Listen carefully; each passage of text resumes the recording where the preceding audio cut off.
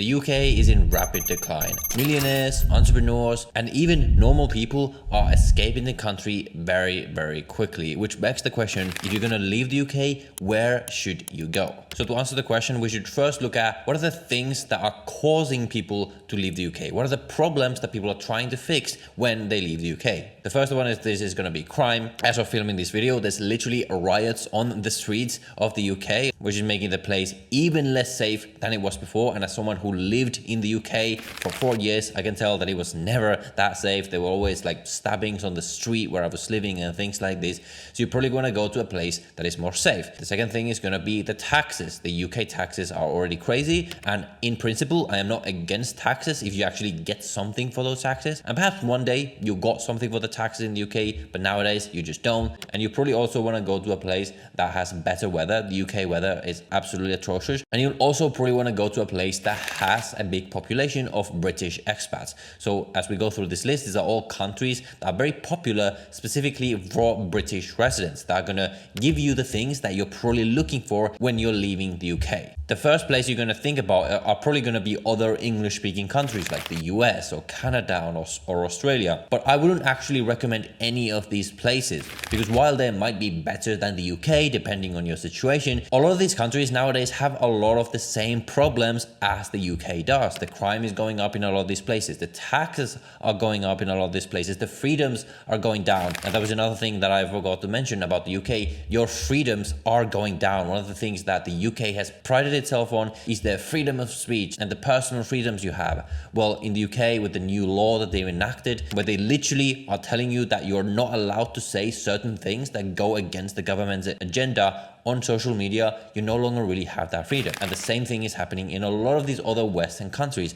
Freedoms are going down, taxes are going up, safety is going down. So really, if you want to fix the problems with the UK, you probably want to go outside of the Western world because a lot of these same problems are happening in all of the Western world. The first country, the most popular country for expats is going to be UAE, specifically the city of Dubai. This is the country that I moved to out of the UK after I lived in the UK for 4 years. Why is that? Well, in a lot of cases, it simply makes the most sense, especially if you are an entrepreneur or an entrepreneurial person, because this is simply a place that is built for builders, people who want to make money, who really want to build wealth and build a future for themselves and their family.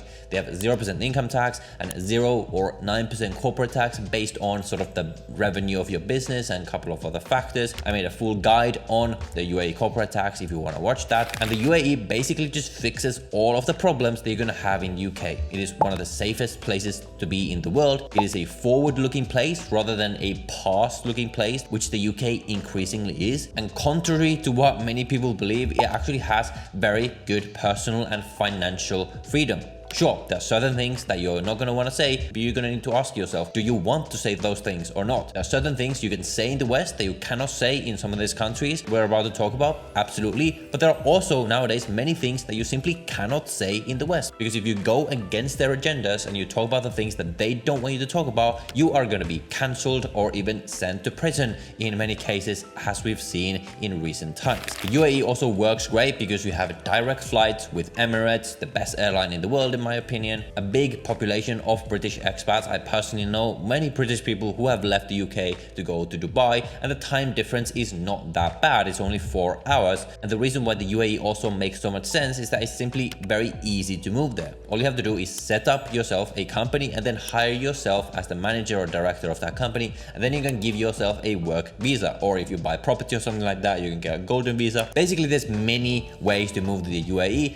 Essentially, as long as you have either money or a way of making money, then the UAE is going to welcome you and they're going to make it very easy and very quick for you to move there. I made a full guide on how to move to the UAE and how to set up a Dubai company if you're looking to do that, so you can check that video down below in the description. The second country in the list is for a slightly different category of expats. That is going to be Thailand. Thailand has obviously been extremely popular for many years for digital nomads, remote workers, entrepreneurs. This is perhaps optimal if you don't like the UAE for some reason and you're still an entrepreneur, you want to be in a place that is attracting a lot of foreign entrepreneurs, that has a big population of British expats, and or if you're looking for more nature, and or if you're sort of on a lower income. The UAE, Dubai is a very expensive place to be. Still much cheaper than London, but it is not the cheapest place. Whereas in Thailand, you're gonna get really excellent value for your money. And what I particularly like about Thailand, and probably why it's so popular, it's not just a cheap place. It's a cheap place or affordable place where you also get a ton of value. It's actually a very, very modern place.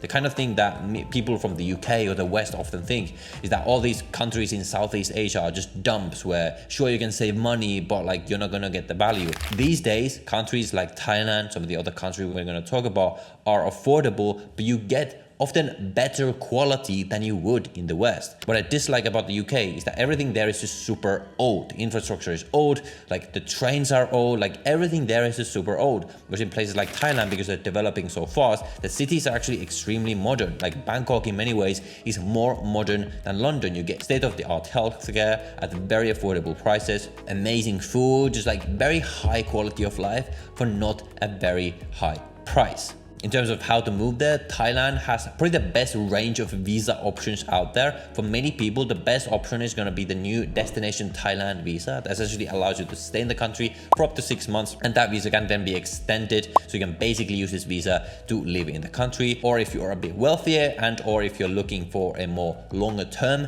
home in Thailand, you can look at the Thai Elite visa. You can look at all the benefits and the options down below in the description. Number 3 is going to be, again, for a slightly different category of British expats, that is going to be Singapore. This is going to be extremely good, especially let's say you're looking to work a job outside of the UK. The salaries, especially in places like Thailand, are just not going to be that high. So if you're looking for a job outside of the UK, Singapore is really going to work well because you have very, very high salaries while also paying very low taxes. I think their personal tax rates go up to like 24% or something like that.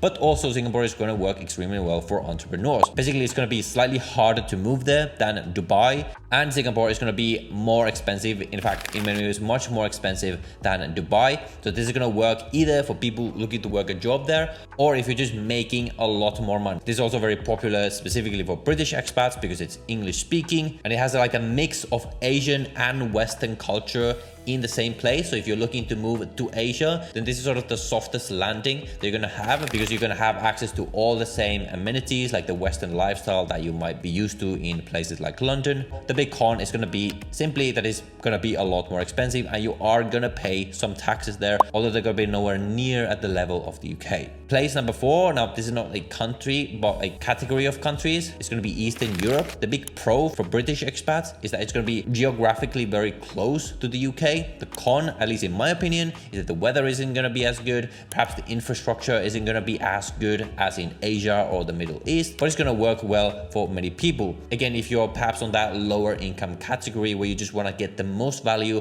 for your money because it's very low cost, you also get very low taxes there. Like corporate tax rate, for example, in places like Bulgaria, I believe are like 5%. So it can also work very, very well for very high earning individuals if you want to take advantage of those low taxes. 5th on the list is going to be Spain and Portugal. These are traditionally extremely popular, especially for British retirees. I remember one time I was in Malaga, or like the south of Spain, and sometimes I felt like I was literally in the UK because there were so many British people around me. Now, this isn't going to be optimal if you are an entrepreneur, if you're a high earner, especially if you're going to stay in these places long enough to become a tax resident, because the taxes there are not going to be low. They're going to be at the same level of the UK, while probably offering less in terms of banking, business infrastructure than the UK would offer. But this is going to be great if you're looking to perhaps relax, like build a family, really just enjoy that sunshine. And there are some programs like the Golden Visa in Spain, although I don't think it's like the best Golden Visa program in the world.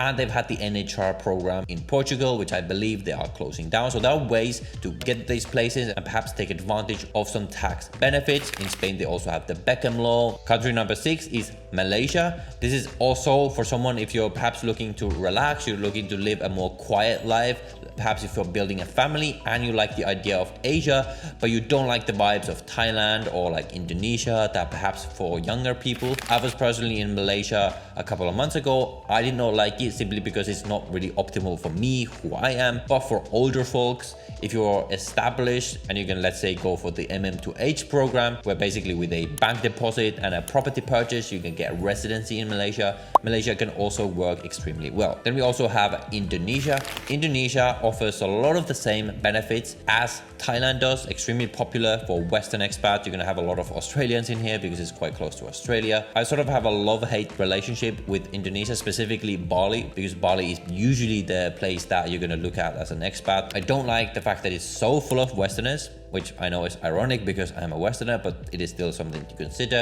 I don't like the traffic. I don't like that it's not that walkable. Sometimes the infrastructure, like internet speeds, aren't that good, but I do like the access to just the best lifestyle in the world. Best beach clubs in the world, amazing food, amazing variety of food, like so many things to do. There's like endless things to do here. This is really what I love. So Bali is really optimal if you are young, you're looking to build, but you haven't like hit the super high income levels yet, where something like Dubai might make sense. Let's say you're just starting out, you want to live very, very cheap while getting access to a very high quality of life. This is really who Bali is attracting. Or if you're just looking to be a digital nomad, or you're working remotely for your UK employer perhaps, and you're not like looking to build the biggest business or anything like that, but you just want to get access to a very high quality of life, very good weather, things like this, for a very low and affordable price. And I actually made a full video comparing Bali and Thailand for expats, digital nomads. So if you're looking to see that video, I recommend you watch that video right here. And if you're looking to move to the top place on this list, which in my opinion makes most sense, Dubai, think of watch this video right here for a full guide on exactly how that process works. So watch one of these videos next, and I'll see you in the next one.